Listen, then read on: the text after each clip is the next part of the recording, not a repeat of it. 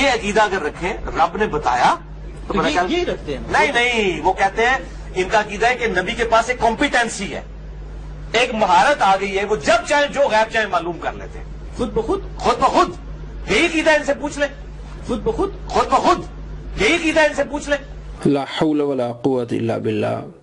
اس نے کتنی بڑی تہمت لگائی اہل سنت پر اور جھوٹ بولا کہ ان کا عقیدہ ہے کہ نبی صلی اللہ تعالی علیہ وآلہ وسلم علم غیب خود بخود جانتے ہیں اللہ کے بتائے بغیر۔ جھوٹوں پر اللہ کی لعنت ہو، فرشتوں کی لعنت ہو۔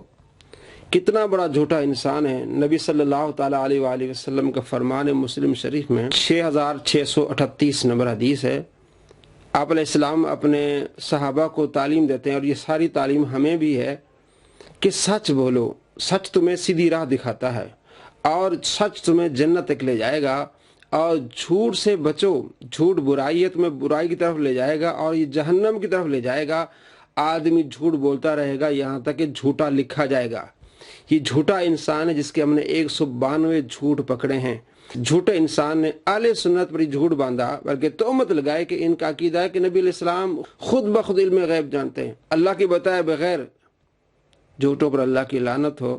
آپ کسی بھی سنی عالم سے رابطہ کریں، فون پر ان سے بات کریں کہ تمہارا عقیدہ کیا ہے۔ جن کا عقیدہ ان سے معلوم کر لیں، وہ آپ کو بتائیں گے کہ ہمارا عقیدہ یہ ہے کہ عالم الغیب اللہ ہے، اللہ نے اپنے محبوب کو علم غیب عطا فرمایا ہے۔ ہم کہتے ہیں کہ آپ علیہ السلام علم غیب جانتے ہیں اللہ کی عطا سے، عطائی علم غیب۔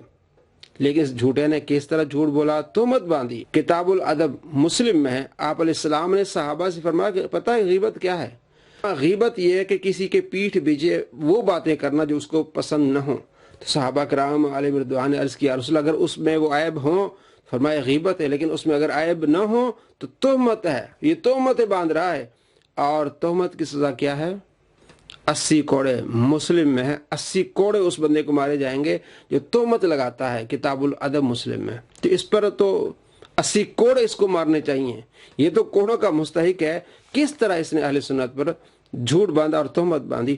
دوسری تہمت کیا باندھتا ہے ذرا دیکھیے۔ فَلَا يَمْلِكُونَ كَشْفَ الضُّرِّ عَنْكُمْ وَلَا تَحْوِيلًا۔ نہ تو وہ تم سے کوئی تکلیف دور کر سکتے ہیں اور نہ ہی بدل سکتے ہیں۔ کہتے ہیں نا جی جو 11ویں دیتا ہے اس کی تکلیف اس سے پلٹ کے دشمنوں پہ چلی جاتی ہے۔ یہ کسی بھی سنی کا عقیدہ نہیں ہے کہ ہم ختم اس لیے دلواتے ہیں، 11ویں اس لیے پکاتے ہیں یا ختم دلواتے ہیں کہ ہماری مصیبتیں یا پریشانیاں ہمارے دشمنوں پر جا کے پڑیں۔ کسی کا بھی عقیدہ نہیں ہے، تہمت باندھ رہا ہے، جھوٹ باندھ رہا ہے۔ یہ سارے تعجب کرتے ہیں ان کے درجات کی بلندی کے لیے، اپنے لیے دعائیں کرتے ہیں، ان اللہ کے ولیوں کا وسیلہ لیتے ہیں۔ کسی بھی سنی کا عقیدہ نہیں ہے کہ میں اس لیے 11ویں مناتا ہوں تاکہ میرے اوپر جو مصیبتیں آ رہی ہیں وہ پلٹ کے دشمنوں پر پڑیں۔ یہ تہمت ہے اس کی، یہ جھوٹ ہے۔ اور تیسری تہمت جو اولیاء کرام پر لگاتا ہے اہل سنت پر، جناب یہ کہتے ہیں کہ ان بزرگوں کا ادب کرو۔ ہم ان بزرگوں کا ادب کیسے کریں؟ انہیں تو توقیر عزت ملی تھی کہ یہ کتاب و سنت کو پڑھائیں، یہ تو کتاب و سنت کو منع کرتے ہیں، یعنی قرآن پڑھنے سے منع کرتے ہیں، حدیث پڑھنے سے منع کرتے ہیں۔ بھئی کس اللہ کے ولی نے کہا ہے کہ تم قرآن نہ پڑھو، حدیث نہ پڑھو؟ کس کتاب میں لکھا ہے؟ یہ اللہ کے ولیوں پر تہمت ہے۔ اس کے دل میں جو بغض ہے وہ اس طرح نکل رہا ہے۔ اور اللہ تبارک و تعالیٰ فرماتا ہے بخاری میں 6502 کہ من عادی لی ولی فقد آذنت بالحرب، حدیث قدس، جس نے میرے ولی سے عداوت رکھی اس سے میرا اعلان جنگ ہے۔ میرے ولی وہ ہوتے ہیں کہ جو فرائض مکمل کرتے ہیں، نوافل کی کثرت کرتے ہیں، میں ان کے ہاتھ بن جاتا ہوں، میں ان کی زبان بن جاتا ہوں، میں ان کے کان، میں ان کے پاؤں بن جاتا ہوں۔ اللہ ان سے اتنی محبت کرتا ہے، فرمایا مانگیں گے میں عطا کروں گا۔ تو ان سے بغض اس طرح رکھتا ہے، جھوٹ باندھتا ہے، تہمتیں باندھتا ہے کہ جناب ان کی عزت ہم کیوں کریں؟ وہ تو قرآن سے روکتے ہیں، وہ تو حدیث سے روکتے ہیں، وہ تو کتابوں سے روکتے ہیں، بابوں کا خدا اور ہے، کتابوں کا خدا اور ہے۔ سارے جھوٹ تہمتیں ہیں۔ اور اگلی تہمت اس نے جو باندھی اہل سنت پر وہ ذرا دیکھ لیں۔ 8واں سوال یہ ہے کہ آذان میں الصلاۃ خیر من النوم سیدنا عمر نے کیوں داخل کیے؟ کیا ان کو بدعت ایجاد کرنے کا اختیار تھا؟ سیدنا عمر ہو یا کوئی بڑے سے بڑی پرسنالٹی ہو، کسی کو اسلام میں بدعت داخل کرنے کا کوئی اختیار نہیں ہے، کیونکہ نبی علیہ السلام نے کیٹیگوریکل مینشن کر دیا ہے، بخاری مسلم میں موجود ہے کہ آپ صلی اللہ علیہ وآلہ وسلم نے فرمایا من احدث فی امرنا ھذا فہو رد، جس نے ہمارے دین میں کوئی چیز داخل کی وہ مردود ہے، چاہے کوئی بھی کرے۔ تو یہ بہت بڑا جھوٹ بولا گیا خصوصاً حنفی علماء کی طرف سے، دیوبند اور بریلویوں کی طرف سے۔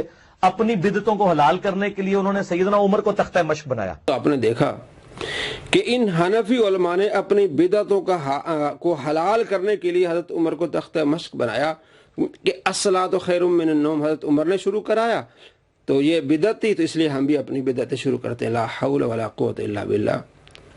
اپنا یہ دعویٰ کہ جناب میں مسلم علمی کتابوں کو پڑھا ہی نہیں۔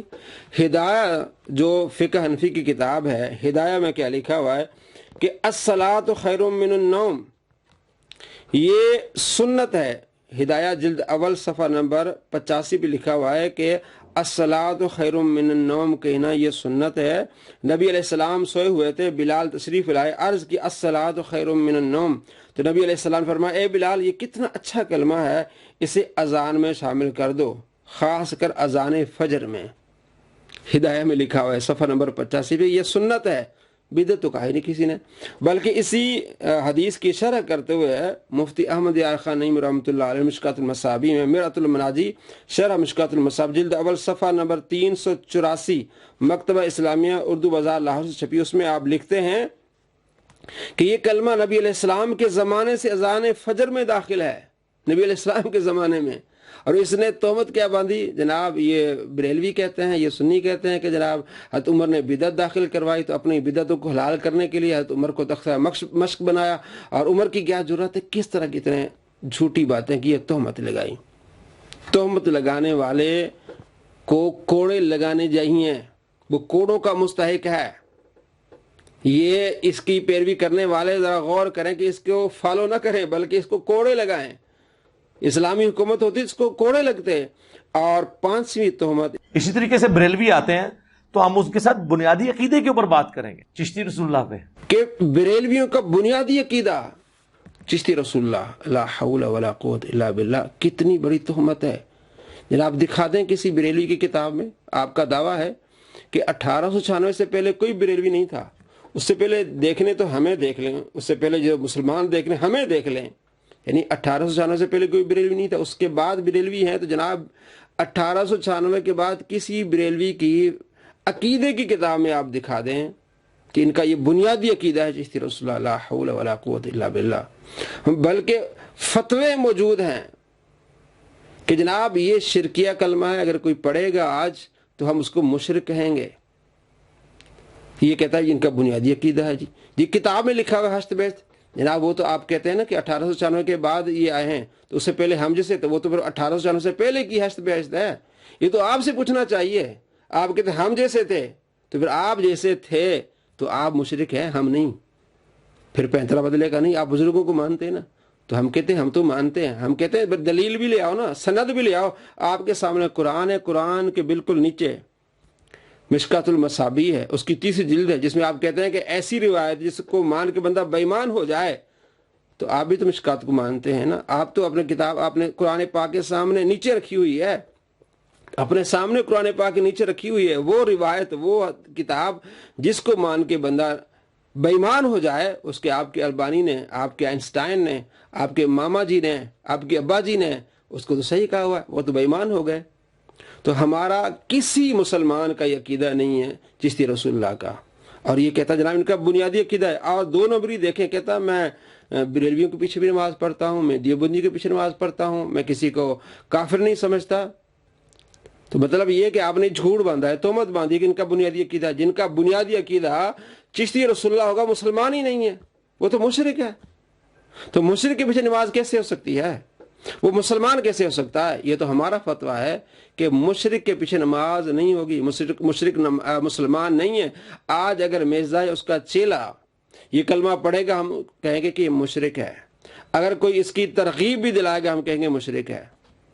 جناب انہوں نے اس کتاب کی تعریف کی ہوئی، کسی کتاب کی تعریف کرنا اس کا مطلب یہ نہیں ہوتا کہ اس کے ہر حرف کی تعریف کرنا۔ تو آپ بھی تو کہتے ہیں کہ مشکات المصابیح احادیث کا انسائکلوپیڈیا ہے، اس کو پڑھیں، تو وہ آپ نے جو سامنے رکھی ہوئی ہے قرآن پاک کے نیچے اسی کتاب میں روایت جس کے بارے میں آپ کہتے ہیں کہ اس کو مانیں گے تو آپ بے ایمان ہو جائیں گے، تو پھر اپنے اصول لحاظ سے آپ بے ایمان ہیں۔